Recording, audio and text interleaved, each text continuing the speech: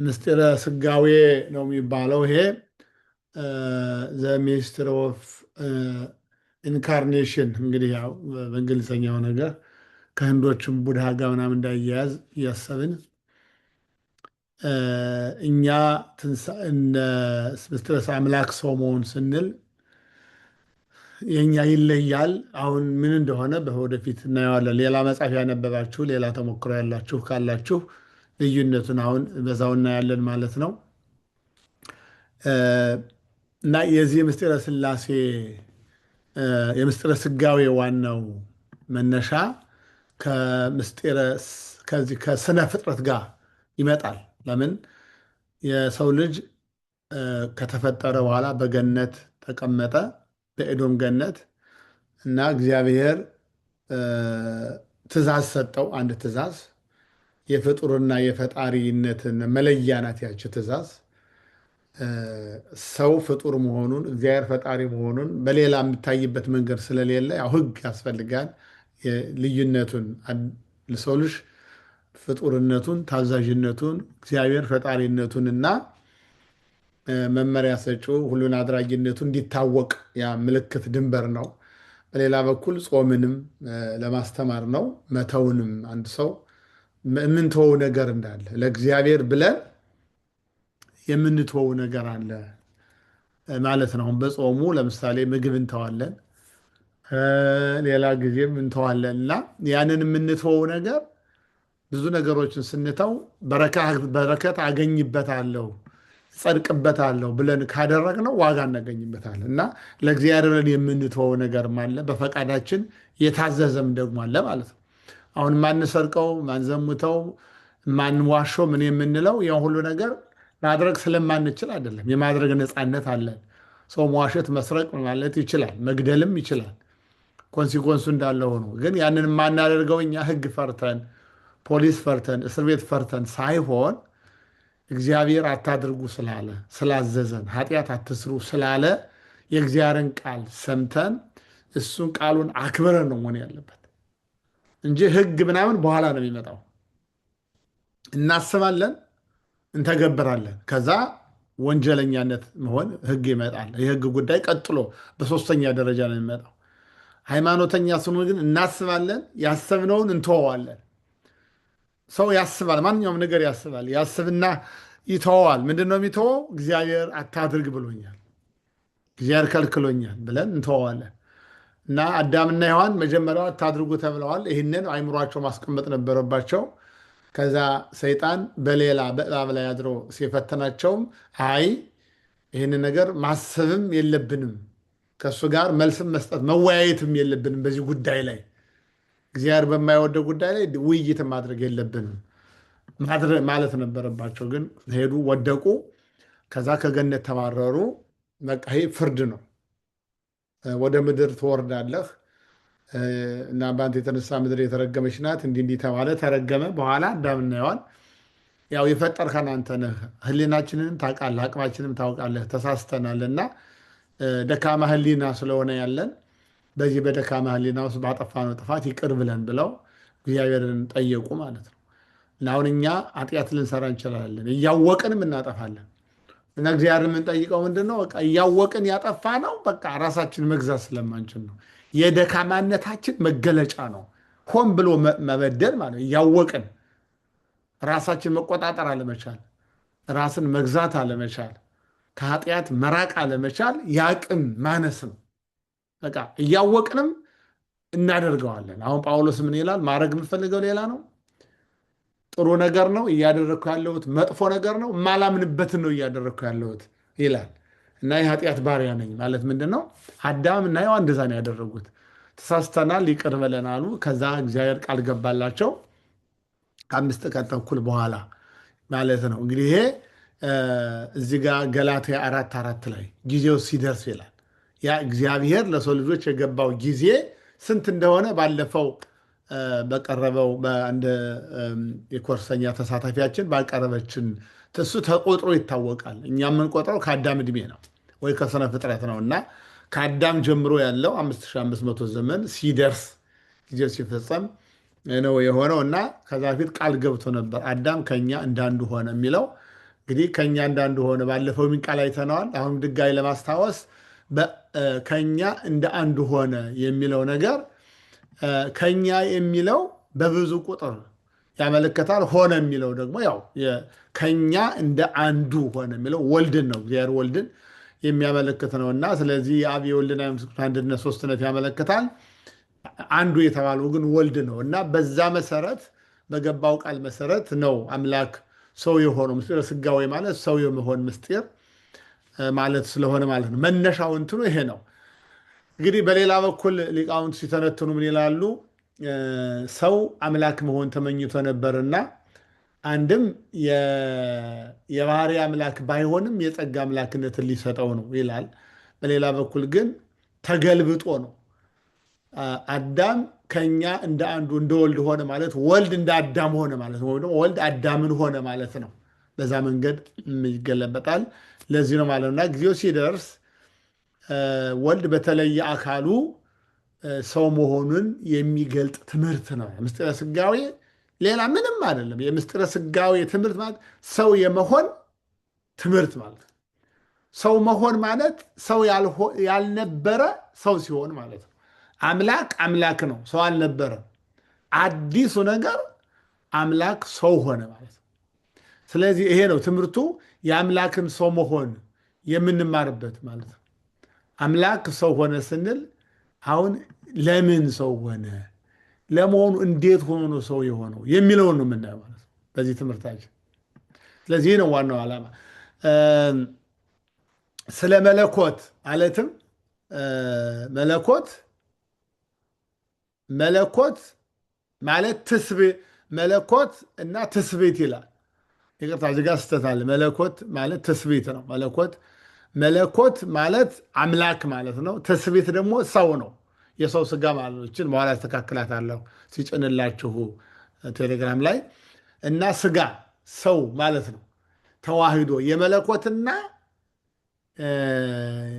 የስጋ የሰውነት መዋሃድ ማለት ነው። ተዋህዶ ሃይማኖታችን ራሱ ተዋህዶ ነው የሚባለው። ተዋህዶ ሲባል አምላክና ሰው ተዋህደው ማለት ነው። ነገር ግን እዚህ ጋር ተዋሃደ ስንል ምን ማለታችን ነው የሚለውን ስናይ ማወቅ ያለብን ነገር እነዚህን ነገሮች መረዳት አለብን። ተዋሃደ ስንል ምን ማለት ነው? ተዋሃደ ማለት ያለ ውላጤ ማለት እንበለ ውላጤ ግዕዙ ነው። በአማርኛ ያለመለወጥ። መለወጥ ማለት ምን ማለት ነው? ኬሚካል ነው። ኬሚካል ቼንጅ ነው። ምን ምትሉት አለ እንዳለ ባህሪውን መለወጥ ማለት ነው። ወይ ራዲካል ነው የምትሉት ኬሚካል። እናንተ የባዮሎጂን ወይ ኬሚስትሪውን እናንተ ድረሱበት። ለምሳሌ ሎጥ ሚስት ሰው ነበረች፣ ድንጋይ ሆነች ማለት ኮምፕሊትሊ ተለወጠች ማለት። እንደገና የቃና ውሃ ደግሞ ምንም ውሃ ቢሆንም ውሃ የነበረው ወይን ጠጅ ሆነ። ፈሳሽ ነው ግን ሌላም ነገር መሆን ይችል ነበረ። ግን ባህሪው የውሃ ባህሪ ቀርቶ የወይን ባህሪ ወሰደ ማለት ነው። ውሃ እኮ ከምንም ጋር ከወተትም ጋር ሊጨምር ይችላል፣ ከቡናም ጋር ከሌላም ነገር ጋር ሊጨምር፣ ከለስላሳም ጋር ሊጨምር ይችላል። በለስላሳ ውስጥም ውሃ አለ። ግን ይሄ ወይኑ ውስጥ ያለ ማለት የወይኑ አልኮንቱኑ ነው፣ ኮንቴንቱን ነው የምንወስደው እኛ። የሎጥ ሚስትም እኮ ስትሆን ትታይ ነበር፣ ድንጋይም ይታያል። ግን የሚታየው በሌላ መንገድ ነው። ውሃውም ውሃ ሆኖ ይታይ ነበር። አሁን ግን ሲታይ ሌላ መልክ ነው ያለው፣ የወይን መልክ ነው ያለው። ሲቀመስም የውሃ ጣዕም ሳይሆን የወይን ጣዕም ነው ያለው። ሙሉ በሙሉ ተቀየረ ማለት ነው። ስለዚህ አምላክ ሰው ሆነ ስንል አምላክነቱን ትቶ ወደ ሰው ወደ መሆን ተቀየረ ማለት አይደለም። አምላክነቱን ወደ ሰውነት ለወጠ ማለት አይደለም። አልተለወጠም ማለት ነው። አምላክ ሰው ሆነ ስንል ሳይለወጥ፣ አምላክነቱ ሳይለወጥ ማለት ነው። አምላክ እንደሆነ አምላክነትን እንደያዘ ሰውነትን ጨመረ ማለት ነው። አምላክነቱ አለ፣ ሰውነትን ጨመረ። ከሰውነት ጋር ተዋሃደ። ከሰውነት ጋር ሲዋሃድ ስጋም አልተለወጠም፣ አምላክም አልተለወጠም። ሲገናኝ አንድ ላይ አሁን ለምሳሌ በኋላ ሌላው ደግሞ እናየዋለን። አንድ ላይ ሲሆን አሁን የሎጥ ሚስት ማለት የነበራትን ማንነት አጣች ማለት ነው። የነበራትን ሰውነት አታ ድንጋይ ሆናለች። ውሃውም ደግሞ ውሃነቱን አጥቶ ወይን ሆኗል። ሌላው ተመልሶ ወደ ውሃነት አይመለስም ወይን።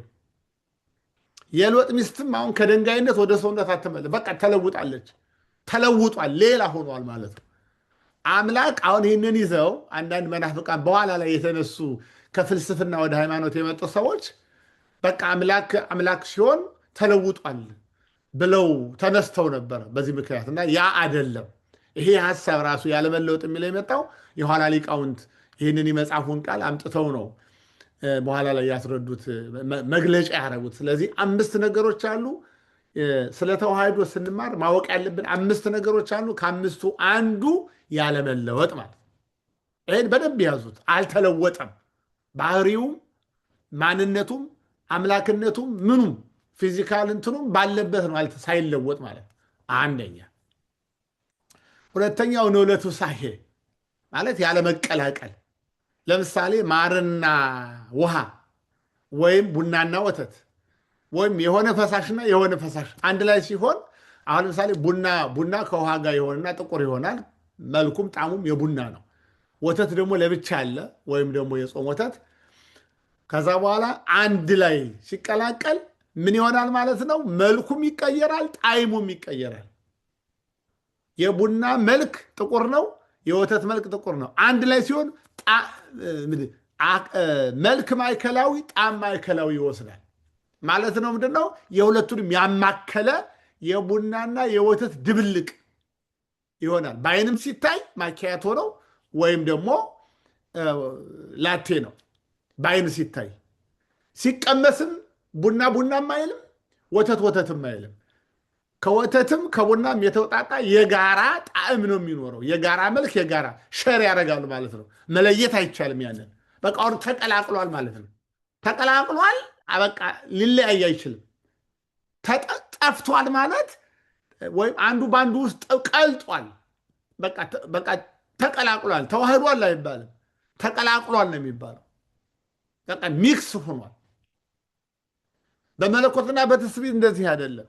መለኮት አምላክ የአምላክነቱ ባህሪ አልጠፋም፣ የሰው ባህሪም አልጠፋም። ተቀላቅሎ የአምላክና የሰው ባህሪ አንድ ላይ ሆኖ አሁን ጂኤምኦ የምትሉት አለ አይደለ? ብርቱካንና ወተትን በአንድ ጄኔቲክ ሞዲፊኬሽን ተደርጎ ብርቱካንም አይደለም ሎሚም አይደለም ሌላ ነገር ይመጣል አይደል? ሌላ ነገር ሌላ ባይድ ሌላ ስም ነው የሚሰጠው። እና ይሄ አሁን መቀላቀል ማረና ወተት መለኮት የመለኮትነትን ባህሪ ከሰውነት ባህሪ ጋር ሲያዋህድ አልተቀላቀለም። መለኮትም እንዳለ ፍጹም ነው። ምንም የጎደለው ነገር የጠፋው ነገርም የለም። ስጋም እንደዛው ነው ማለት ነው። ስለዚህ ሳይቀላቀል ባለበት ነው ተዋሃደ ነው የሚባለው። ተዋሃደ ነው እንጂ ተቀላቀለ አይባልም፣ ተለወጠ አይባልም።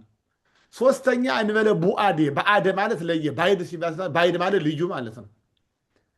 እና ቡአዴ ማለት ያለመለያየት። እንግዲህ እንደ ጥሬ እህል ማለት ለምሳሌ የባቄላ ጥሬና የበቆሎ ጥሬ አንድ ላይ ታደርጉት፣ ጥሬ እህሉ ወይም ከጥር ጋር አንድ ላይ ብታደርጉት አንድ ላይ ይቀላቀልና ይቀመጣል።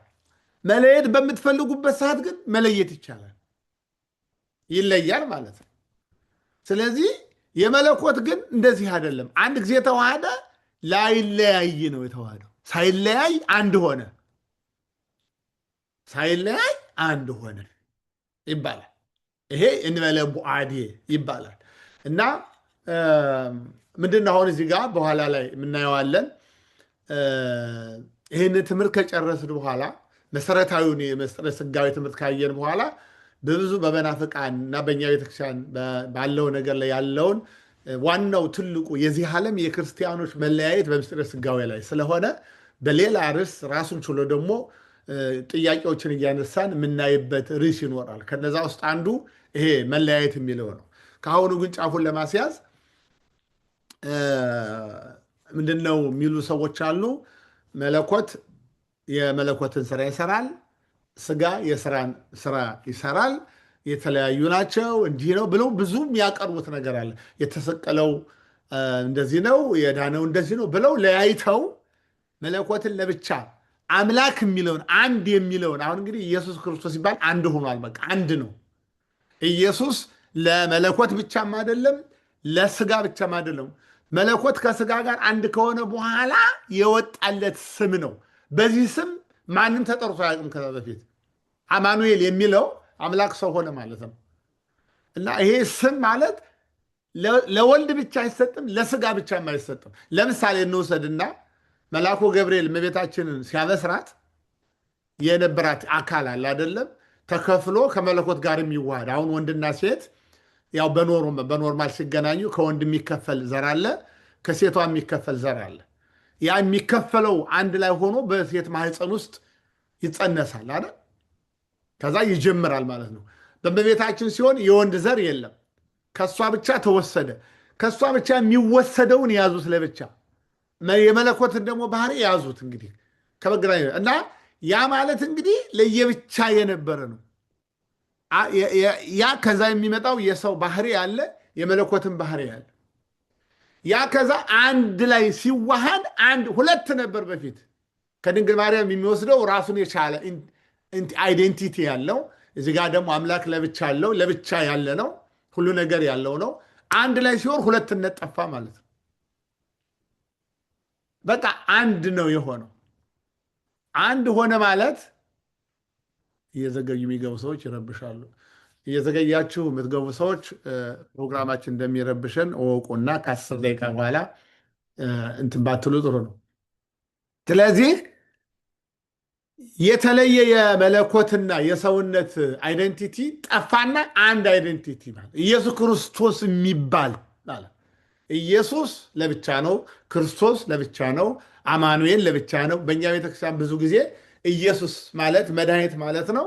መድኃኒትነቱ የዓለም ስለሆነ መድኃኔ ዓለም በሚለው ወስደነዋል። እኛ ብዙ ጊዜ ኢየሱስ ክርስቶስን የምናውቀው መድኃኔ ዓለም በሚለው ስም ነው። በእኛ ቤተክርስቲያን የመድኃኔ ዓለም ቤተክርስቲያን ሲባል ብዙዎች ኢየሱስን አታውቁን የሚሉናል። ኢየሱስ ማለት በዕብራይስጥ ቋንቋ ነው። በእኛ ደግሞ መድኃኔ ዓለም ማለት ነው። በግዕዙ የስም ትርጉም ነው እንጂ ኢየሱስ ክርስቶስ ማለት ነው መድኃኔ ዓለም ማለት እና የእኛን ስለማያውቁ የእነሱን አላዋቂነት እኛ እንደማይገባን አድርገው የኦርቶዶክስ ቤተክርስቲያን ክርስቶስን አትሰብክ የሚለው ነው። መድኃኔ ዓለም ማለት እኮ ኢየሱስ ክርስቶስ ኢየሱስ ማለት እኮ ኢየሱስ ማለትም መድኃኒት ነው። መድኃኔ ዓለም ማለትም መድኃኒት ነው። እንዲያውም የዓለም መድኃኒት። እነሱ የግል አዳኝ ይላሉ። እግዚአብሔር የተለየ ግለሰቦችን በግል ለመጥቀም አይደለም የመጣው። ሰው ሳይፈልግ ይቅርበት እንጂ አምላክ የመጣው ለዓለም ነው። የግል አዳኝ አይደለም፣ የዓለም አዳኝ ነው። ይሄ ፕራይቬት የሚባል ነገር የለም በሃይማኖት። እኔ ብድንም ለሌላው ጭምር ነው እንጂ ማዳን የምፈልገው እኔ ብቻ ልዳን ለእኔ ብቻ ይመሸኝ የሚባል አስተሳሰቡ ራሱ የግል የሚባል አስተሳሰብ በክርስትና ውስጥ የለም። የወል ነው፣ ሌሎችን ስለማዳን ነው። እኛ የዳኑ ሰዎች ቶሎ ብለው ሌላውን ስለማዳን ነው የሚያስበው። አብረው ስለመዳን ነው እንጂ የሚያስቡት በራሳቸው የግል መዳን አያስቡ። ስለዚህ ያ ሲመጣ ኢየሱስ የሚባለው ኢየሱስ ክርስቶስ አማኑኤል መድኃኔ ዓለም የሚለው ስም መለኮት ከስጋ ጋር ከተዋሃደ በኋላ ነው። ስለዚህ ይሄ ስም ኢየሱስ ክርስቶስ የሚለው ለስጋም ለመልክ አንድ ከሆነ በኋላ ነው እና ይህንን መለያየት እንዴት ይለያያል? ሰው ነፍስና ስጋ አለው ሲባል ነፍሱን ለብቻው ስጋውን ለብቻ ማድረግ አይቻልም። ነፍሳችን ምግብ ትፈልጋለች። ቃለ እግዚአብሔር ጾም፣ ጸሎት የነፍስ ምግብ ነው። ነገር ግን ለብቻው አይደለም፣ ለስጋም ጭምር ነው። እንደገና ደግሞ ስጋ ሲመገብ ስጋ የስጋን ምግብ ቢመገብ ነፍስም አብራለች እና የስጋ ምግብ ለነፍስ አይጠቅማትም። የነፍስ ምግብ ለስጋ አይጠቅመው። የስጋ የሚጠቅመው ስጋው ምድራዊ ስጋዊ ምግብ ነው። የነፍስ የሚጠቅማት ደግሞ ቃለ እግዚአብሔር መንፈሳዊ ነገር ነው። ሁለቱን ግን በስምምነት ስጋም የራሱን ይወስዳል፣ ነፍሱም የራሱ ግን የጋራ ነው የሚሆነው እንጂ ለስጋ የበላሁለት ለነፍስ የበላሁላት አይባልም። ምክንያቱም ሁሉን በጋራ ነው የሚደረገው። እንዲሰማ ቃል ጋር እንዲሰማ የምታደርገው ስለ ምግብ፣ ስለ ሆድ፣ ስለሌላው ነገር እንዲሰማ የምታደርገው መስማት፣ መናገር የነፍስ ባህሪ ነው። ስለዚህ ስጋም በነፍስ ይጠቀማል፣ ነፍስም በስጋ ትጠቀማለች። ነፍስም ምግቧን ለማግኘት የስጋን እግር መንቀሳቀስ አለበት፣ የስጋ እጅ መጻፍ መግለጥ አለበት፣ ጆሮ መከፈት አለበት፣ አይኑ መከፈት አለበት። የስጋ ስለዚህ ምግቡ የነፍስ ስጋ የነፍስ ቢሆንም የስጋ የስጋ ቢሆንም ግን የጋራ ነው። ምግቡም የጋራ ነው። ኑሮም ህይወቱም እንቅስቃሴውም አንዱ በአንዱ ነው የሚኖረው። ስጋ ከሌለ ነፍስ አትኖርም። ነፍስ ከሌለ ስጋም አይኖርም። እንደዚህ ነው መለኮት ማለት እንደዚህ እና ግን እንደ ስጋና ምን ይላሉ ደግሞ ሌሎች መናፍቃን መጡና ይህንን ይላሉ እንደ መለኮት ህየንተ ልቡና ኮንዎ መለኮቱ። አሁን አምላክ መጣና ህየንተ ልቡና ወነፍስ ኮንዎ መለኮቱ። አምላክ መጣና ስጋ የነፍስ የሰውን ነፍስን ሳይወስድ ስጋውን ብቻ ወሰደና መለኮትን ግን እንደ ነፍስ አደረገ። ይህ እንግዲህ በራሳቸው ፍልስፍና ነው። ምንም እንዲህ የሚባል ነገር የለም። ፍጹም አምላክ ከተባለ አምላክ አምላክ ነው እንጂ ነፍስ አይደለም። ፐርፌክት ማን ፍጹም ሰው ከተባለ ደግሞ ሰው ያለ ነፍስ ፍጹም ሊሆን አይችልም። ነፍስ የሌለው ስጋ በድን ማለት ነው። ፍጹም ሰው ሲባል ነፍስና ስጋ ያለው ሙሉ ሰው። ፍጹም አምላክ ሲባል አምላክነቱን ያልቀነሰ ሙሉ አምላክ የሆነ ተዋሃደ ሳይለያይ ማለት ነው። ሌላው አራተኛው እንበለ ህድረት ነው፣ ያለማደር። አሁን እሳትና ብረት ለምሳሌ አሁን ብረትን እሳት ውስጥ ብትከቱት እሳት ይሆናል፣ እሳት ይመስላል። እሳቱ በብረቱ ውስጥ ይገለጣል፣ ከጊዜ በኋላ ግን ይጠፋል። የመለኮትና የአምላክነት አንዴ ከተዋሃደ በኋላ የሚጠፋ ሳይሆን አብሮ ለዘላለም የሚኖር የተዋሃደ የማይጠፋ ማለት ነው። እና ስለዚህ እንዲያውም ይሄ የእሳትና የብረት ምሳሌ በቄርሎስ ትምህርት ተሰጥቷል። በቄርሎስ ትምህርት ምንድን ነው? የመለኮትና የትስብእት ተዋህዶ እንደዛ ምሳሌው እሳት በብረቱ ውስጥ ሆኖ የራሱ እሳት የራሱ የሚታይበት አካል ወይ በእንጨት ወይ በብረት ወይ በጨርቅ በሆነ ነገር ነው እሳት የሚታየው። እሳት በራሱ መታየት አይችልም። በብረት ውስጥ ሆኖ ሲታይ የብረቱን ቅርጽ ሙሉ ቅርጽ ይይዛል። እንደገና ደግሞ ሲመታ ብረት ቢመታ እሳቱ የብረቱን ቅርጽ ተከትሎ ቅርጹን ይይዛል። ለምሳሌ ቀጥቃጦች ብረቱን እሳት ውስጥ ያስገቡና ያወጡትና መቁረጥ ይችላሉ። ወይም ደግሞ ቅርጹን መቀየር እንደ ማጭድ፣ እንደ መጥረቢያ፣ እንደ መቆፈሪያ አድርገው ሊቀይሩት ይችላሉ። እሳቱ ተከትሎ ነው የሚሄደው። መለኮት ማለት እንደ እሳት ነው። ሰው ማለት ደግሞ እንደ ብረቱ ማለት ነው። ስለዚህ እሳቱ ከብረቱ ጋር ይዋሃዳል። መለኮትም ተዋህዶ እንደዚህ ነው ማለት ነው። ልዩነቱ እሳቱ በብረቱ ውስጥ ሲኖር ለተወሰነ ጊዜ ነው፣ ከዛ በኋላ ይጠፋል። የመለኮት ግን ዘላለማዊ ነው፣ ላይለያይ ማለት ነው። ይሄ የእሳቱ አሳይቶ ነው። ያሳይና ካሳየ በኋላ ያው ይተዋል ማለት ነው፣ አይቀጥልም። እና ይህን እንደዚህ ማለት ነው። እና ስለዚህ ይሄ አድሮ የሚለያይ ሳይሆን እንዲያውም ምንድን ነው የሚለው አሬዎስ ማነው ንስጥሮስ የሚባለው ትልቁ መናፍቅ የመካከለኛው ምስራቅን ሃይማኖት የበከለ የበታተነ መጨረሻም ለሙስሊሞች መምጣት ምክንያት የሆነ ነው ንስጥሮስ። ሌላ ጊዜ እናየዋለን በስፋት። እሱ ግን እመቤታችን እንትን ነው እመቤታችን ማርያምን አልወለደችም። እሱ አምላክ ሰውን ከወለደች በኋላ መጥቶ አደረበት። እሷ ዝም ብላ ሰውን ወለደች። ከዛ በኋላ መጥቶ አምላክ ከውጭ ተገናኘው እና ሲያርግም ደግሞ እንደዚህ ትቶት ነው ያረገው እንደዚህ ብሎ ይል ነበረ።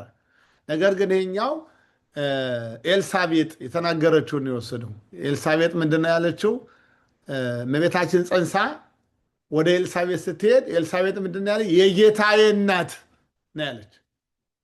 የጌታዬ እናት ወደ እኔ ልትመጪ አይገባም ማለት ጌታን ነው የጸነሰችው፣ አምላክን ነው የጸነሰችው።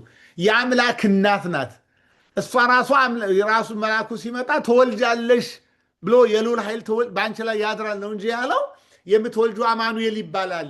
የተወለደው አምላክ ራሱ የተወለደው የእመቤታችን ልጅ ከድንግል ማርያም የተወለደው በድንግልና ወለደችው። የተወለደውን ሰብአ ሰገል ሄደው እመቤታችን ሰው ወልዳ በተወለደው ላይ ያደረውን ሰገዱለት አይደለም የሚለው፣ የት ለተወለደው ሕፃን ነው የሚለው። ስለዚህ አምላክ እንግዲህ ሰዎቹ እነዚህ ፈላስፋንን የሚሉ ሰዎች ይህንን እንትን የፍልስፍና ትምህርት የተማሩ ሰዎች የራሳቸውን አመለካከት ለማስተካከል ብለው የራሳቸውን እውቀት ወደ መጽሐፉ ከማስጠጋት ይልቅ መጽሐፉን ወስደው በእነሱ ሚጢጢ እውቀት ውስጥ ለመመንዘር ፈልገው ነው የተሳሳቱት። ስለዚህ ማደር ሳይሆን መዋሃድ ነው። ምክንያቱም አደረ ሳይሆን ሆነ ነው ያለው። ቃል ሥጋ ሆነ ይላል። አደረ አይደለም ሆነ ነው። ደግሞ ተለወጠ እንዳይሉ ደግሞ አደረ። ይሄ አሃደረና ኮነ የሚሉት ይጠባበቃሉ ይላል። ኮነ የሚለውን ይዘው ሆነ የሚለውን ይዘው በቃ አምላክ ጠፍቶ ሰው ብቻ ሆነ እንዳይሉ አደረ ይላል። አደረ ካለ በቃ አልጠፋም ማለት ነው። አደረ የሚለውን ደግሞ አድሮ ወጣ እንዳይሉ ደግሞ ሆነ ይላል። ስለዚህ አያችሁ አደረና ሆነ ሀደረና ኮነ የሚጠባበቁ ናቸው። የአምላክን የተዋህዶን ነገር የሚያጎሉ ናቸው። አምላክነቱን እኮ ሰው ብቻ ሳይሆን ሰውነቱ ጠፍቶ አንዳንዶቹ አምላክ ከሰውነት ጋር ሲዋሃድ መለኮት ስለሆነ የሰውን ባህሪ አቅልጦት ጠፋ። የሰው ባህሪ ስላቀለጠው ከዛ በኋላ አምላክ ብቻ ሆነ ይላሉ። አምላክ ብቻ ከሆነ ደግሞ አይራብም፣ አይጠማም፣ አያንቀላፋም፣ አይተኛም፣ አይሰቀልም፣ አይሞትም። በዚህ ይረታሉ። አንዳንዶች ደግሞ አምላክ ሲዋሃደው በቃ በሰው ባህሪ ውስጥ አደረና ጠፋ፣ መለኮትነት ጠፋና ተደበቀ፣ ከዛ ራሱ የለም ይላሉ። እንደዛ እንዳይሆን ደግሞ በባህር ላይ መሄድ አይችል፣ ታምራትን ማድረግ አይችል፣ የሞተ ሰው ማስነሳት አይችል። በራሱ ሌሎቹ ሲያስነሱ እኮ በእግዚአብሔር ኃይል ነው። እሱ ግን በራሱ እኮ ነው የሚያስነሳው፣ አምላክ ስለሆነ ማለት ነው። በራሱ ኃይል ነው ሲያደርገው።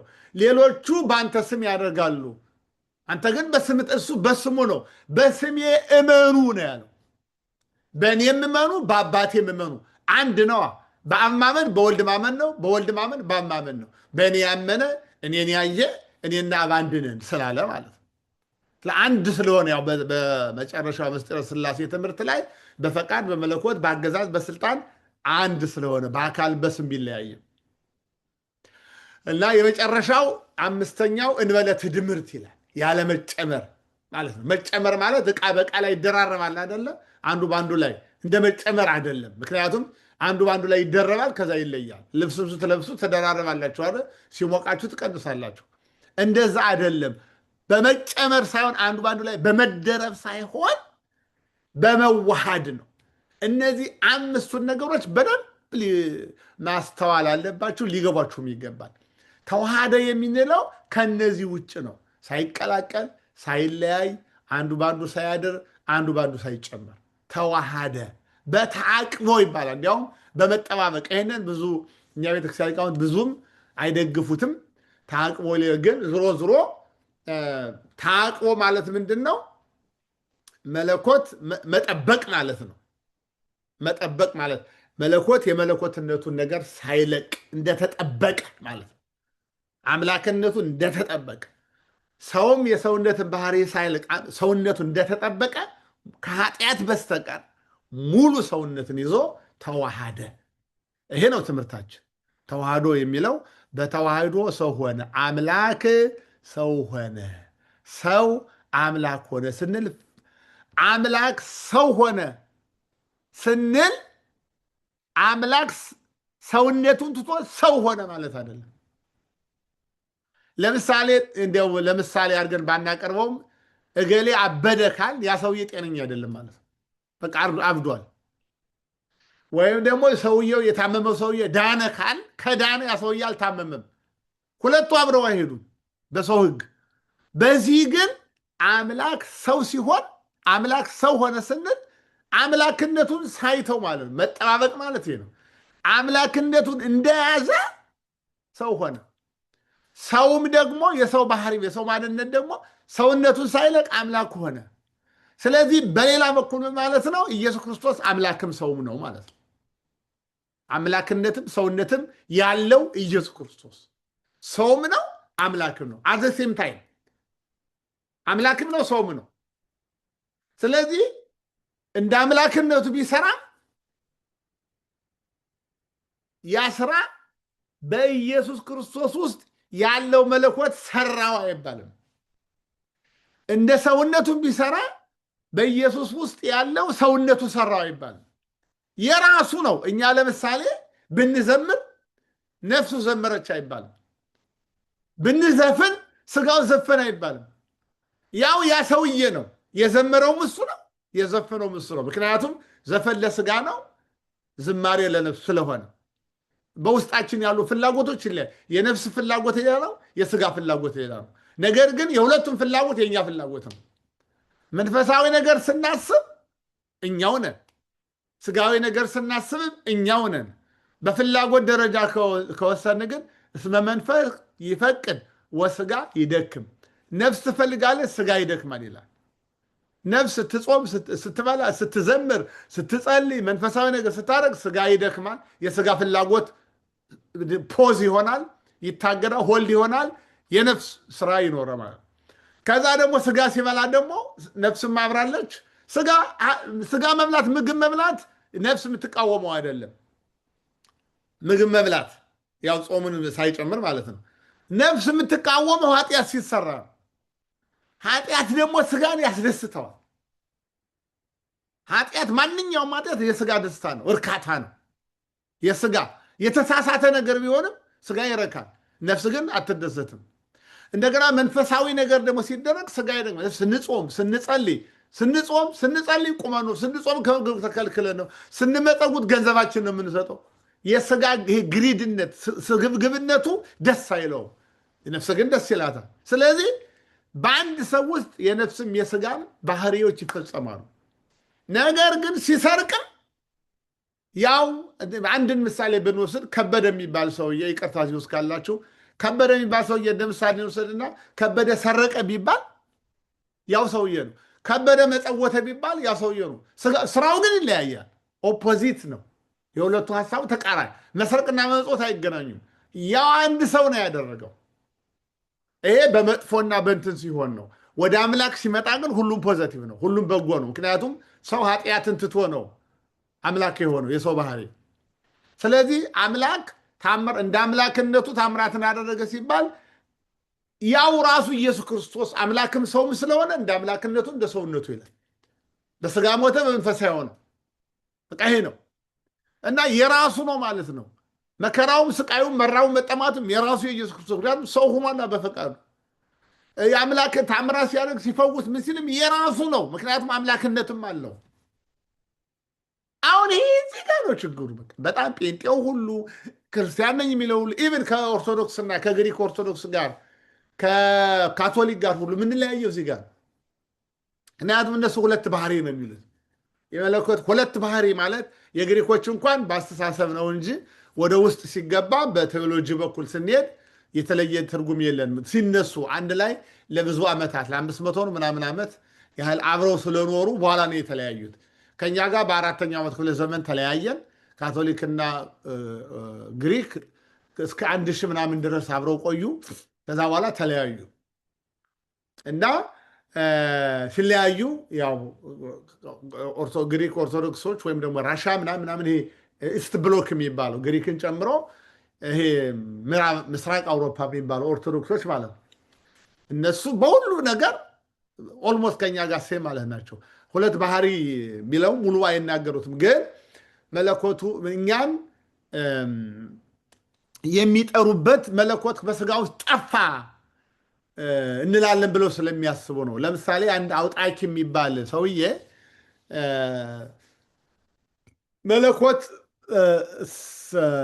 መለኮት ሰው አምላክ ሰው ሲሆን አምላክነቱ መለኮት ሰውን ዋጠው መጠጠውና አንድ ባህሪ ብቻ ሆነ አለ። እንግዲህ ያ ባህሪ በእሱ ሀሳብ የሰው ይሁን የአምላክነት ይሁን አላወቀ፣ ብቻ አንድ ሆኗልና ሁለትነት ጠፍቷል። ለሁለቱ አንድ ላይ አይደለም፣ አንድ ብቻ ነው።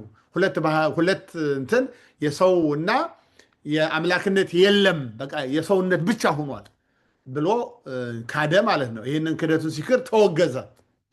በዚህ በመካከለኛው ምስራቅ የነበረው ማኔጅ አስተዳደር ኮንስታንቲፖል ላይ የነበረው ኢስታንቡል ላይ የነበረው አወገዘው። አሁን የሱን ኑፋቄውን ደብቆ ይዞ ግብፅ ሄደ። ያኔ እስክንድሪያ ደግሞ የበላይ ነበረች፣ ሁሉ ሰብሳቢ ነበረች። እና ከዛ ሄዶ ለሱ ምን ይለዋል ለዛ ላለው ሊቀ ጳጳስ ለአትናቴዎስ እኔ የቄርሎስን ትምህርት ስላስተማርሁኝ ያኛው ያ ንስጥሮስ አወገዘኝ አለ በደፈናው ኑፋቄውን ሳይናገር ምን ብለህ ኧረ ምንም በቃ ንስጥሮስን ነው ያስተማርኩት እሱ ንስጥሮስን ስለማይወድ ብለው ያውቆ የውሸት ትምህርት ተናገረ። ከዛ መልሻለሁ ሌላ ካልተሳሳትህ ሳያጣራ ማለት ነው። ያኔ ስልክም የለም መኪና መንገድም የለም አውሮፕላንም የለም የእግር ጉዞ ነው እና ያው አምኖ አወገዘው ፈታው ከውግዘቱ። ከዛ በኋላ ሄደና ይኸው አንተ ብታወግዘኝ የዋናው ፓትርያርኩ የእስክንድርያው ፈቶኛል አለን አውጣቂ የሚባለው ሰውዬ ሄዶ ማስተማር ጀመረ። ከዛ እነሱ ተሰበሰቡና ለምንድን ነው አንድነት ነው እንጂ ሁለት የአምላክነት እንትን ጠፍቷል ባህሪ የአምላክነት ሁለት ባህሪ አንድ ባህሪ ቢሆንም ግን የአምላክነትና የሰውነት በተዓቅቦ ተውኖ የተዋህደው እንጂ ተጠፋፍቷል ብለን አላስተማርም። ለምንድን ነው ይህንን የመለሰው ብለው እነዚህ ሳይጠይቁ እነዚህም የመካከለኛው ምስራቅ የፖለቲካ ምናምንም የዘርም ጉዳይ ስለነበረ የእስክንድርያውን አወገዙት ማለት ነው። ከዛ በመካከል እነዚህ ሳያውቁ የኮፕቲክን ወይም ደግሞ እኛ ከኮፕቲክ አይደል የመጣው እምነታችን ከዛ ነው ሐዋርያት ጳጳሳት ሊመጡ የነበረው ከግብፅ። ከዛ እንዳለ ያንን በቃ ሞኖፊስት ናቸው። የአምላክና የሰው ባህሪ መኖሩን ይጠራጠራሉ። የአምላክነትና የሰውነት ማንነትን መኖሩን ይጠራጠራሉ። አንዱን ክደዋል ብለው እኛን በዛ ወሰዱን። በሰው ወሬ በመካከል ያውጣኪ የሚባለው በፈጠረው ግርግር ማለት በዛ የተነሳ እነሱ እኛን በቃ ሁለት የአምላክነትና የሰውነት ባህሪ ሳይሆን የአንዱ ብቻ ነው ያለው ይላሉ ብለው ያምኑናል። ቁጭ ብለን ስንነጋገር ግን በእነሱና በእኛ መካከል ያ ሰው የፈጠረው ነገር ነው እንጂ ልዩነት የለንም። በኦርቶዶክስ በግሪክና በእኛ መካከል ያለውን የሰፋ እንዳልሆነ እንድታውቁ ለማለት ያህል ነው። ካቶሊኮች ሙሉ በሙሉ ሁለት ባህሪ ነው የሚሉት። አንድ አካል ሁለት ባህሪ፣ ንስጥሮስ ሁለት አካል ሁለት ባህሪ። ምክንያቱም የንስጥሮስ ትምህርት ሰው ነው፣ አምላክ በሰውነት ውስጥ አደረ። አምላክ ማርያም አምላክን አልወለደችም፣ ተወለደ። ከዛ መለኮት መጥቶ አደረበት ይላል። ስለዚህ አምላክነቱና ሰውነቱ አልተዋህዱም። ግራ የተጋባ ነገር ነው። ቁሞ ኢየሱስ ክርስቶስ እየተባለ እየሄደ አንድ አይደለም ብሎ ማለት ምንም የሚገባ ነገር አይደለም። አንዳንዱ ነገር ምንም አይገባ፣ ምንም ሊገባ አይችልም። ግን ያው ለራሱ ይዞት ስለሄደ ነው። በዛ እኛን በዛ እንትን ይሉ ነበር። ከዛ በኋላ እኛ ተግባባን ከነሱ ጋር። ምንም አሁን ስንወያይ መጽሐፍም ሲጻፍ ምን ሲል የእኛም አባቶች ሄደው የሚማሩት እዛ ነው። ብዙ ራሽያም ግሪክም ልዩነት ስለሌለ ማለት ነው። ከዛ ውጭ ግን የካቶሊኮች አሁንም ቢሆን አንድ አካል ሁለት ባህሪ ይላል። መለኮት የራሱን ስራ የራሱን ስራ ነው፣ ሰው ደግሞ የራሱን ስራ ነው ብላ ያስባሉ። ይሄ ማለት ጦርነት አድርገው ማለት ነው። አሁን በእኛ በሰውነታችን ውስጥ ጦርነት አለ። የስጋ ፍላጎት ሌላ ነው፣ የነፍስ ፍላጎት ሌላ ነው። እና ወደ ነፍስ ስንመለስ ስጋችን ይደክማል፣ ወደ ስጋ ስንመለስ ነፍሳችን ይደክማል። ግን የስጋ ባህሪ ከነፍስ ባህሪ ኮምፕሊትሊ የተለየ ስለሆነ የሰውነትና የአምላክነት ግን የኢየሱስ ክርስቶስ ግን አንድ ነው፣ አይቃወምም። ስለዚህ ኢየሱስ ክርስቶስ በላ ከተባለ ኢየሱስ ክርስቶስ በላ ነው። የኢየሱስ ክርስቶስ የስጋው ባህሪ በላ አይባልም። በባህሪ አንድ ሆኗል፣ በአካል አንድ ሆኗል። አንድ አካል ልክ እንደ አንድ ሰው ማለት ነው። ስለዚህ ይሄንን የሚገልጥ ነው ማለት ነው። እና አምላክ ሰው ሆነ ብለን ስንል አንድ አምላክ ነው። አንድ ኢየሱስ ክርስቶስ አምላክም ሰውም የሆነ አምላክነቱም በውስጡ አለ። በመለኮቱ በስጋው ሞተ፣ በመንፈስ በመለኮቱ ግን ሕያው ነው እንላለን። ለምሳሌ ጌታችን ሙቶ ሲቀበር ሲገነዝ ዮሴፍና ኒቆዲሞስ አሁን ኪዳንኛ ቅዱስ የምንለውን ኪዳን አሉ። ቅዱስ እግዚአብሔር ቅዱስ ኃያል ቅዱስ ሕያው ዘይመውት የማይሞት አይደለም፣ የማይሞት በስጋው ነው የሞተው፣ በመለኮቱ ግን አይሞትም። ሕያው ዘይም የማይሞት ሕያው ብለው ተናገሩ ማለት ነው። ስለዚህ ይሄ ነው ማለት ነው። ኢየሱስ ክርስቶስ በስጋው ሞተ፣ በመለኮት ሕያው ነው። ምክንያቱም ስጋው ሞቶ እያለ መለኮቱ አብሮ ስለተዋሃደ አብሮ ስላለ ያኔ ታምራት አደረገ። ሌሎቹ የሞቱ ሁለቱ ሰዎች ከላያቸው ላይ ሲነቀል እንትኑ ማለት ነው ቀኖቱ ችንካሩ ሲነቀል ሰውነታቸው ደርቆ ነው የቀሩ፣ በውስጣቸው ደም አልነበረም። በመለኮት ግን መለኮት ስለተዋሃደው ደሙም አለ። ስለዚህ እጁን ሲለቁት ዘንጠፍ ነው ያለው፣ እጁ አጥንቱ አልተሰበረም። እና ከሞተ በኋላ ሎንጊኖስ የሚባለውም ሰውዬ መጥቶ ሲወጋው ከሰውነቱ ደም ሰው ከሞተ በኋላ ቢወጉ ደም ፈሳሽ አይወጣም፣ በቃ ይደርቃል። አምላክ ግን ኢየሱስ ክርስቶስ ግን ሲወጉት ደም ወጣ። የወጣው መለኮት ስለተዋህደው ያንትኑ የፈሰሰው ደም የሰው ቢሆንም መለኮት የተዋህደው ደም ነው፣ አብሮ ያለው ነው። ስለዚህ ነው የሚፈውሰው የሚያድነው። ከክርስቶስ የወጣው ትኩስ ውሃ ለጥምቀታችን ሆኖ ልጅነትን የሚያሰጠው፣ ከክርስቶስ ጎን የፈሰሰው ደም የዘላለም ሕይወትን የሚሰጠው፣ ኃጢአትን የሚያጥበው፣ ስጋው ሕይወት የሚሆነው መለኮት ስለተዋሃደው ነው። የመለኮት ስጋና ደም መድኃኒት የሆነው መለኮት የተዋሃደው ነፍስ የተለየው ስለሆነ እሱን በኋላ ላይ በሌላ መንገድ በደንብ እናብራራዋለን። ለምን ሰው ሆነ? ሰው የሆነበት ምክንያት ምንድን ነው? ለምን ሰው ሆነ? አምላክ ሰው የሆነበት ምክንያት ፍርዱና ምሕረቱን በአንድ ፈጽሞ ሰውን ለማዳን። ፍርዱ ማለት ምንድን ነው? ይችን በበላህበት ቀን ትሞታለህ አለው። ስለዚህ ሞተ፣ መሞት አለበት፣ ሞተ። ይህ ፍርዱ ነው። ከዛ ይቅርታ ሲጠይቅ ደግሞ ማዳን አለበት፣ ይቅር ማለት አለበት። የእግዚአብሔር ባህሪው ነው። የእግዚአብሔር ፍርድም ትክክለኛ ፍርድ ይፈርዳል። የእግዚአብሔር ፍርዱ አይታጠፍም። ምሕረቱም ደግሞ ይቅርታ የጠየቀ ሁሉ ምሕረቱንም ያደርጋል። ምሕረቱም ወሰን የለው፣ ፍርዱም አይሻርም። ምሕረቱም ገደብ የለው። ስለዚህ ሰው ንስሐ ሲገባ ፍርዱንም ሊፈርድበት ምሕረቱንም ሊሰጠው። ስለዚህ መጣና የሰው ልጅ ፍርድ ራሱ ተቀበለ። አያችሁ፣ ሰው ሊቀበለው የነበረውን ፍርድ ሰው ሆነና ማለት ነው። ሰው ሲሆን አሁን ሰው ሆኗል ማለት ነው። ነገር ግን ያ ሰው ኃጢአት በመስራቱ መሞት አለበት። ምክንያቱም ኃጢአት ወንጀል ሰርቷል፣ መታሰር አለበት፣ መሞት አለበት፣ ፍርዱን መቀበል አለበት። ፍርድ ደግሞ የዘላለም ሞት ነው። ኢየሱስ ክርስቶስ ሲመጣ ግን ሮሜ 3 ላይ ነው ያለው፣ ልጁን በኃጢአተኛ ሰው አምሳል ላከው ይላል። ክርስቶስ ሲመጣ የለበሰው ሥጋና ደም የኃጢአተኛ ሰውን የሚመስል ነው። ነገር ግን በውስጡ ኃጢአት የለውም። የሰው ባህሪን ወሰደ እንጂ የሰውን ኃጢአት አልወሰደም። ክርስቶስ የተዋሃደው ሥጋ ወይም የድንግል ማርያም ሥጋ ከዛ ኃጢአት የጸዳ ነው፣ ንጹህ ነው። ምክንያቱም ኃጢአት ስለማይስማማው ለአምላክ። ከዛ ንጹሑን ሰው ተዋሃደና ሰው ሆነ። ንጹህ ሰው፣ ፍጹም ሰው ሆነ፣ ኃጢአት የሌለበት የሰው ልጅ መርገም በደል ያልተላለፈበት ንጹህ ሥጋ ተዋሃደ። አሁን እሱ የበደለ የሰው ልጅን ዕዳ ሲወስድ ንጹህ አይደለም? ዕዳ የሌለበት ሰው እኮ ነው ዋስ የሚሆነው እኮ። ስለዚህ እሱ የሰውን ዕዳ ሲቀበል ንጹሑ ክርስቶስ የፍርደኛውን የሰውን ኃጢአት ሲወስድ ኃጢአተኛ ሲባል በሱ ምክንያት ወደ መስቀል ሲወጣ የእሱን ነፃነት የእሱን ንጹህነት ለሰው ልጆች ሰጠ ማለት ነው። በእርሱ ቁስል እኛ ተፈወስን።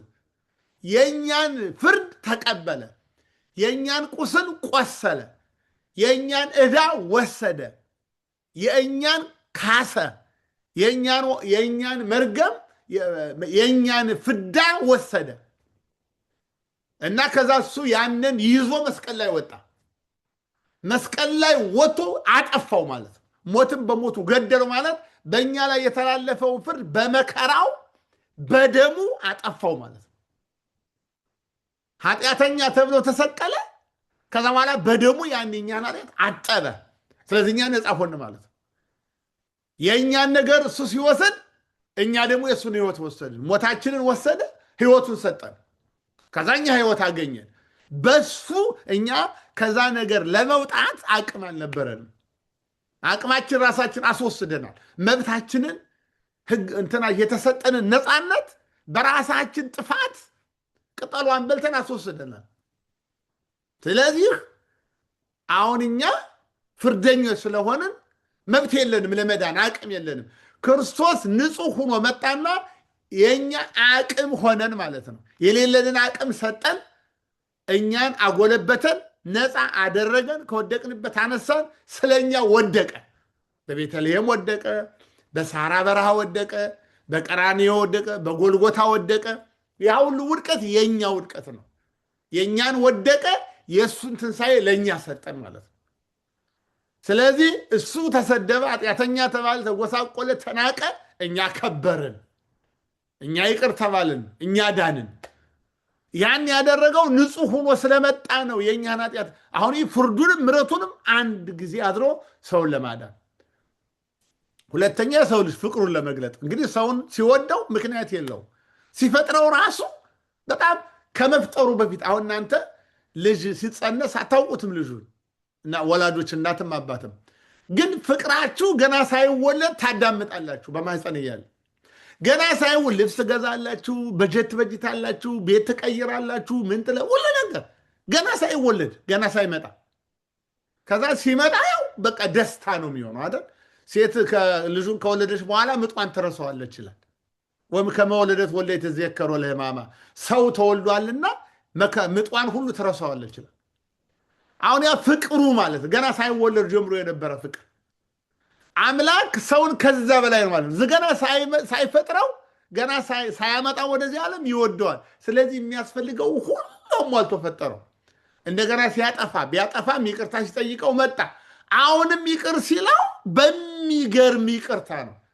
በመሞት ዋጋ በመክፈል በመገረፍ የእሱ ስጋ ለብሶ መከራ በመቀበል የፍቅሩን ጥግ ነው የሚገልጠው። እና እንዲህ አይነት ፍቅር ጥልቅ ፍቅር ለማንም የለው። እግዚአብሔር አምላክ ሰውን የወደደበት ፍቅር ማንም የለው። ዮሐንስ 3 ላይ ታገኙ። ይሄ ፍቅሩን ለመግለጽ ፍቅሩ ዝም ብሎ ፍቅር አይደለም፣ መስዋዕትነት ህይወትነት የጠየቀ ማንም የማይከፍለው መስዋዕትነት።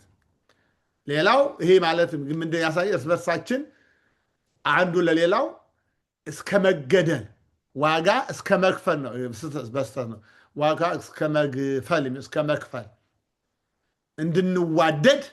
ይሄም ራሱ አንድ አርያ ነው ማለት ነው። ሰዓት ሄዷል። ያው ይህንኑ እንቀጥላለን። ሐሙስ ምን እንጨርሳለን። ከሚቀጥለው ሳምንት እንደ እግዚአብሔር ፈቃድ እንቀጥላለን። ዋናው በዚህ ትምህርት ዋናው ትምህርት የምስጢረ ሥጋዌ ትምህርት ነው። ዋናው ስነ ፍጥረትም የአምላክ ሰው መሆን ትንሽ ይላል። ስነ ፍጥረት የታወቀ ነው፣ ግልጽ ነው፣ ቁጥር ነገር ነው። መፍጠሩ ብቻ ማመን ነው፣ ቁጥሩ አያጣለም። ምስጢረ ሥላሴም ትንሽ ረቀቅ ይላል። ምስጢረ ሥላሴ ራሱ የሚብራራው በምስጢረ ሥጋዌ ነው እና ዓለም በሙሉ በዓለም ያሉ ክርስቲያኖችም የተለያዩት ዓለምም የዳነው ክርስትና የሚለው የተመሰረተው የሁሉ ነገር ማጠቃለያው ምስጢረ ሥጋዌ ስለሆነ ምስጢረ ሥላሴ ላይ ከአንድም ከሁለትም ሳምንት በላይ እንሄድበት እንችላለን። ሌላው ቀላል ተነቦ የሚደረስ ምስጢረ ሥጋዌ ግን ተነቦ ብቻ አይታወቅም። ጥልቅ ነው። በደንብ ነው ማወቅ ያለባቸው። ይህን ከታወቀ ሌላው ነገር ቀላል ነው። ስለዚህ ጋር ይቆየን፣ እንቀጥላለን። እየከለስ ነው። ሌላውን አብረን እንቀጥላለን። ሐሙስ እንጨርሳለን። ሌላው ይቀጥላ ማለት ነው። ግን ዛሬ በተሰጠው ላይ ጥያቄ ካላችሁ ጥያቄ እንቀበላለን። ትምህርቱ እዚህ ጋር ይበቃል።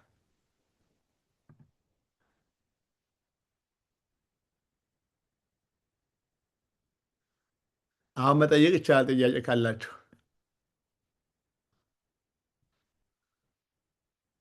ትምህርቱ ግልጽ ነው። እሺ፣ ጥያቄ ያለው ሰው አለ?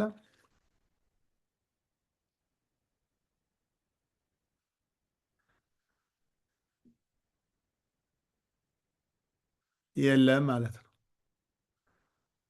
ጥያቄ የማይጠየቀው በሁለት ምክንያት ነው ይባላል። ወይም ሲገባን ወይም ሳይገባን። ካልገባን በቃ ምንም በቃ አልገባም ዝግ ነው ማለት ነው። ከገባን ደግሞ በቃ ስለገባን ምንም ጥያቄ የለንም ማለት ነው። መሀል ላይ ሲሆን ነው ሰው የሚጠይቀው ይባላል። የተወሰነው ይገባዋል፣ ያልተወሰነው ይገባዋል። ስለዚህ ወይ ገብቷችኋል ወይ አልገባችሁም ብዬ ነው የምወስደው። ግን በእኔ እምነት ገብቷችኋል የሚለው መውሰድ ነው የምፈልገው። እዚህ ጋ ምንድን ነው ታለም የላክሽውም ነገር? እንደምን ዋሉ አባታችን፣ ተባረኩ። ያልፍታ እግዚአብሔር። እሺ፣ ጸሎት ያሰማልን፣ አቴንዳንስ እንዲሞላልን። እሺ፣ ታለም ማሳሰቢያ ሰጥታለች። አቴንዳንስ የሚባለውን ነገር እኔ አላውቀውም። እሷ ናት እንትን የምትለውና ስለዚህ ይህንን አክብሩ። አርባ አርባ ሰው ነው የሚታየው አዎ ሙሉ ያው ሪስፔክት ነው የራሱ ዝም ብሎ ሲዘጋጅ ዝም ብሎ አይደለም። ይኸው ሂደት አለው እና ያ ቤተክርስቲያን ደግሞ የራሱ ሪከርድ ነው የራሱ ታሪክ ነው እና ደግሞ የተማሩ ሰዎች ማወቅ እንፈልጋለን። ትምህርቱ ይቀጥላል። ሌላውን ጊዜ በዛ ስለሆነ ነው። ሌላ ጥያቄ አለ? የሚጠይቅ ሰው አለ? ግልጽ ነው አባታችን፣ ቃሎት ያሰማልን። አሜን አሜን። አብሮ ያሰማን። እሺ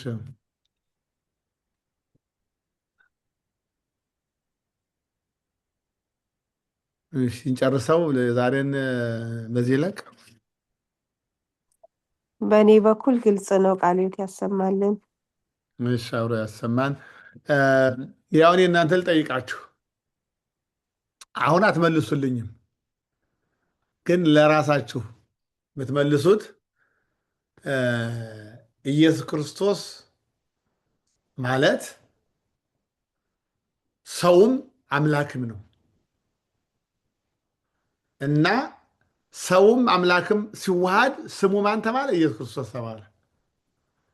አሁን አምላክነት ከሌለው ኢየሱስ ክርስቶስ አይባልም፣ ሰውነትም ከሌለው ኢየሱስ ክርስቶስ አይባልም። አይለያይም ማለት ነው። ተዋህዷል። ከተዋሃደ በኋላ ግን አይቀላቀልም፣ አይለያይም፣ አንዱ በአንዱ አያድርም፣ አንዱ አይጨመርም፣ አይለወጥም የሚለውን እስኪ በራሳችሁ መንገድ በምን ያህል እንደተረዳችኋት ዛሬም ይሁን ነገም ይሁን ሐሙስም ይሁን አምስቱን በዚህ በአንድ ቀን ተኩል ወይ በሁለት ቀን ረቡዕና ሐሙስ እስቲ ሞክሩ። ለላኩልኝ ምንድን ነው ያለውን ግዕዙን ተውት፣ ያለመቀላቀል ማለት እንግዲህ እዚህ ጋር ምሳሌ ነታችኋል።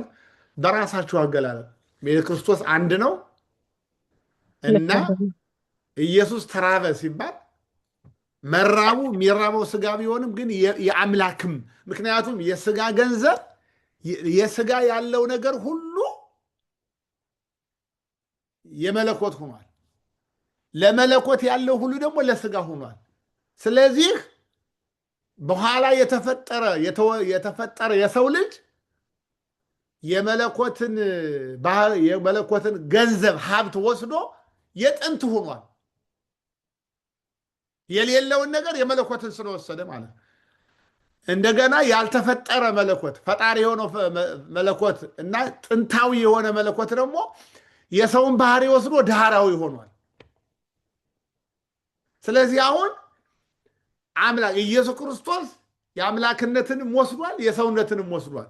ስለዚህ ዳህራዊም ነው ቀዳማዊም ነው። እንደ ሰው ዳህራዊ ነው፣ እንደ መለኮትነቱ ደግሞ መለኮትነትም ስላለው ቀዳማዊ ስጋ በመለኮት ቀዳማዊ ይባላል። ያ ስጋ ማለት የመለኮትን ስጋ የተዋሃደው በኢየሱስ ክርስቶስ ውስጥ ያለው ስጋና ነፍስ ያኛው አምላክ ነው የሚባለው። አምላክ ማለት ደግሞ መጀመሪያ መጨረሻም የለው ከመለኮት ጋር ስለተዋሃደ የመለኮትን ነገር በሙሉ የራሱ ስላደረገ ያ ስጋ የመጀመሪያ መጨረሻ የሌለው ተብሏል። ይህን በምን እናገኘዋለን? በዮሐንስ ራእይ ምዕራፍ 1 ላይ ኢየሱስ ክርስቶስ አልፋና ኦሜጋ ተብሏል። ኢየሱስ ክርስቶስ ሲባል ወልድ ብቻ ማለት አይደለም፣ ስጋ ማለትም ነው። ስለዚህ አልፋና ኦሜጋ፣ አልፋ ማለት መጀመሪያ የሌለው ያ እሱ ከስጋ ጋር ሲዋድ ስጋንም አምላክ ስላደረገው መጀመሪያ የሌለው ተባለ። አምላክነቱም ደግሞ ከሰው ጋር ስለተዋሃደ የሰውነትን ባህሪ ገንዘቡ ስላደረገ የራሱ ስላደረገ ዳህራዊ ተባለ። አሁን ድንግል ፈጣሪዋን ወለደችው። ድንግል ፈጣሪዋን ወለደች። ፈጣሪ እናቱን ፈጠረ አይደል? አምላክ ፈጠረ ወላዲቶ ወለሊሃ ወለደት ፈጣሪሃ። አስቀድሞ እናቱን ፈጠረ። እንደገና ከፈጠራት እናቱ ደግሞ ሰው ሆኖ ተወለደ። ምን ማለት ነው? ከፈጠራት ከእናቱ ስጋና ነፍስን ወስዶ ከራሱ ጋር አዋህዶ በድንግል ማኅፀን አድሮ በሕቱም ድንግልና በድንግልና ተወለደ። እንደ ሰው አይደለም። በድንግልና የሚወለድ ማንም የለም ከአምላክ በስተቀር። እሱም መለኮት በራሱ ስለሆነ ነው። ስለዚህ ይህንን ነው የምጽፉልኝ። አሁን ለምሳሌ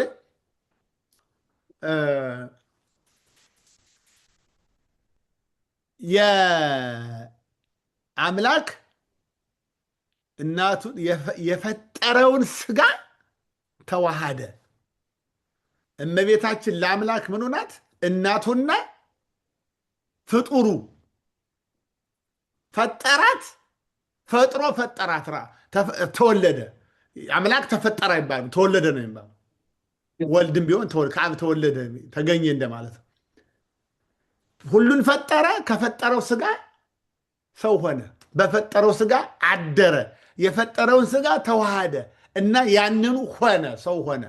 ሆነ ሲባል አምላክ ሰው ሆነ ሲባል አምላክነቱን ትቶ ሰው ሆነ ማለት ሳይሆን አምላክ አምላክም ሰውም ሆነ እና የሁለቱ መገናኛ ተዋህዶ ይባላል። ይህንም እስኪ በራሳችሁ መንገድ አንድ መስመር ይሁን፣